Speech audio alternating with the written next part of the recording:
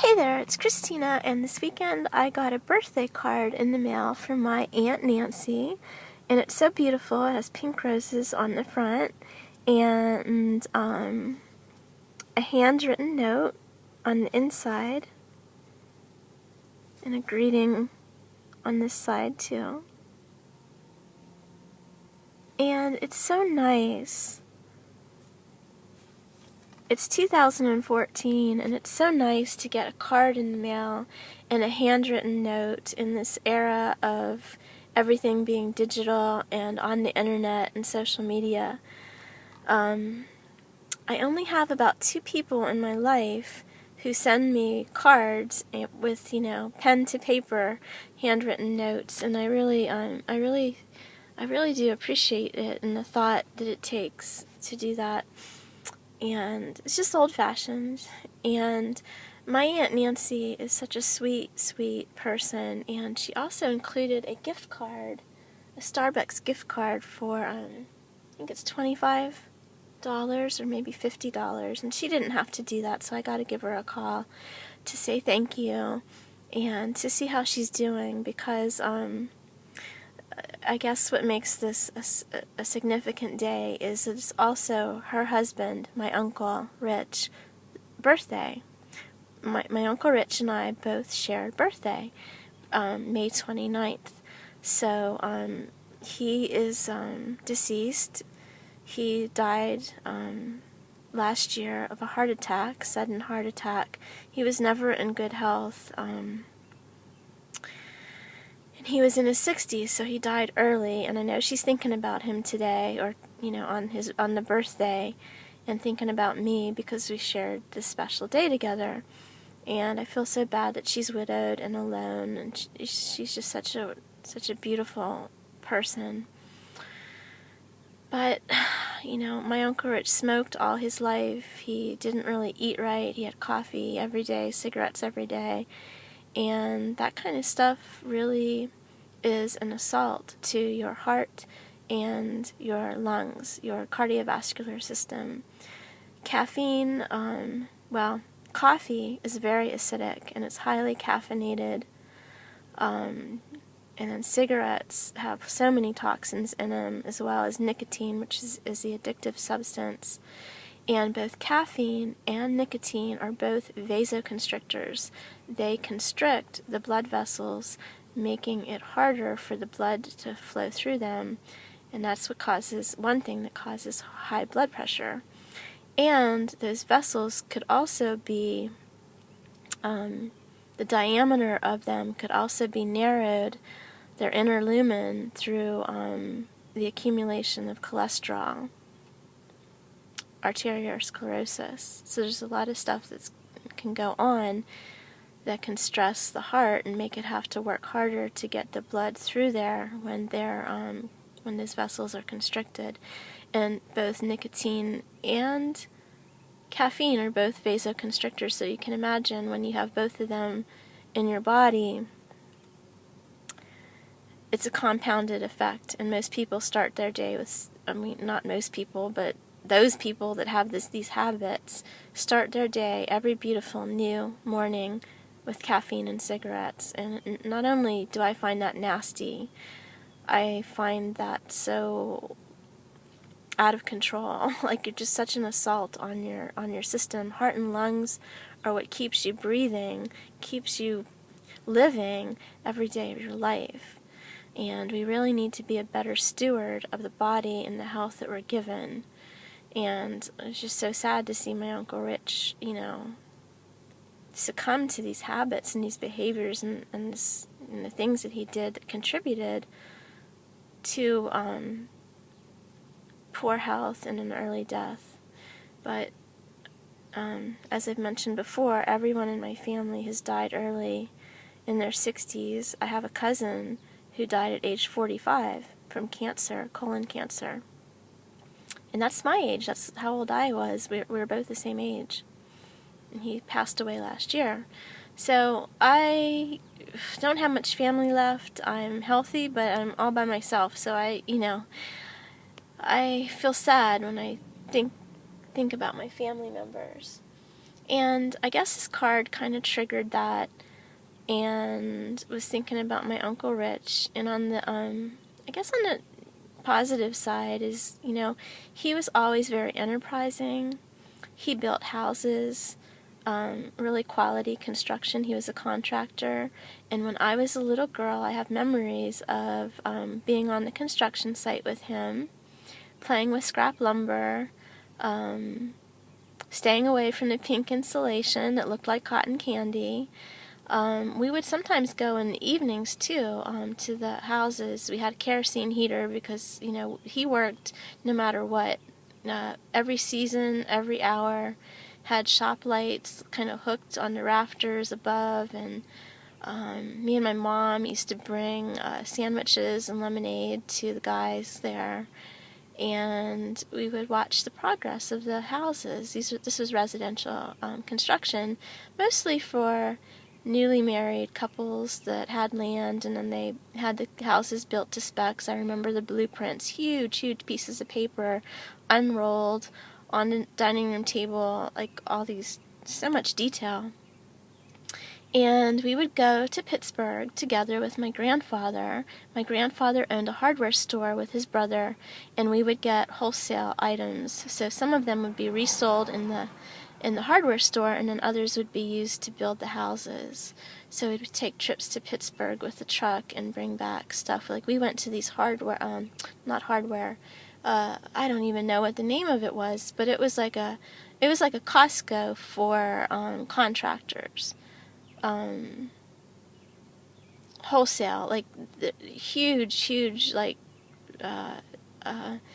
buildings where like you'd go in there and the ceiling would be like way up there, like shelves and shelves of stuff stacked high, nails and paint and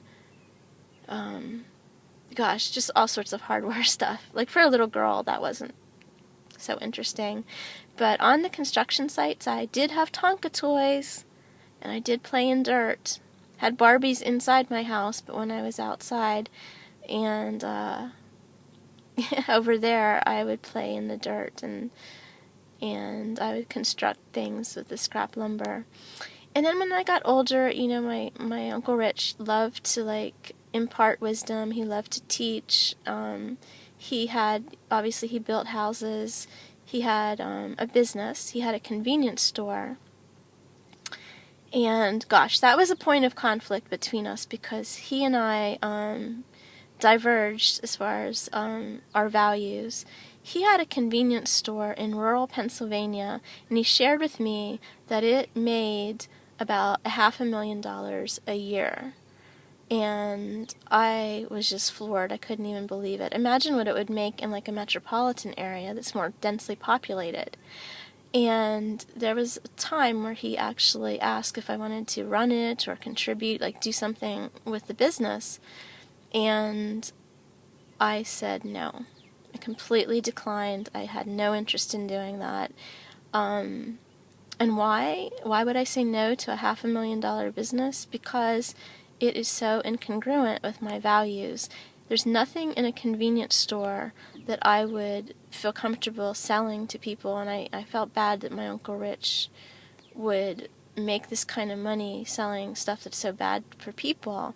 I mean, most of his sales were from alcohol and cigarettes, as you can imagine, a convenience store, and sodas and carbonated beverages and caffeinated beverages and slushies that are like have lots of sugar and syrup and a lot of junk food, and like sandwiches that are made with sandwich meats and cheeses and high sodium things, processed, packaged foods, and I think chewing tobacco and gum and candy bars, and no, I just could never do that. I could never do that. There's other ways to earn money in this world, so I said no.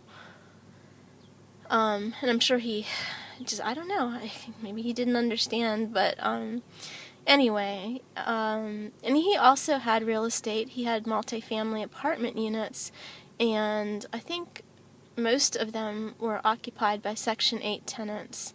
So he's had good and bad experiences. I think some of the best Section 8 tenants are the ones that have a disability, or are a single mom.